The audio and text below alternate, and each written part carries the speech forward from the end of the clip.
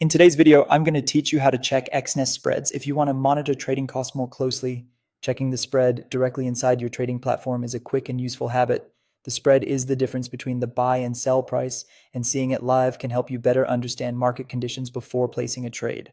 To begin, open your MT4 or MT5 desktop terminal. Make sure the platform is fully loaded so that all market data is updating properly.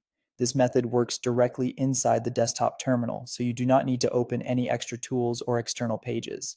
Once the platform is open, press Ctrl and M on your keyboard at the same time.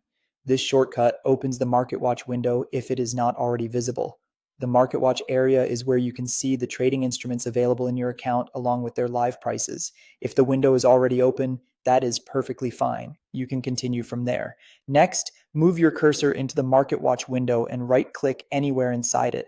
This will open a drop-down menu with several display options for the market information shown in that panel. Be sure you are clicking inside the Market Watch section itself because the menu options need to come from that specific window. From the drop-down menu, click on Spread. As soon as you select it, the platform will add another column to the Market Watch window. This extra column allows you to see spread information in real time, which is especially helpful when prices are moving quickly.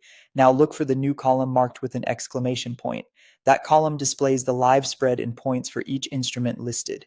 As the market moves, these values can change constantly. So what you are seeing is a live snapshot of current trading conditions.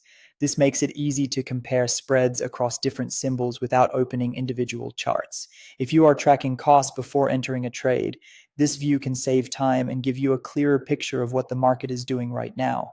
It is also a good idea to watch the spread for a few moments, since it can widen or narrow depending on volatility, liquidity, and the time of day. That's it. Once the spread column is enabled, you can keep using it whenever you need to check live spreads inside MT4 or MT5.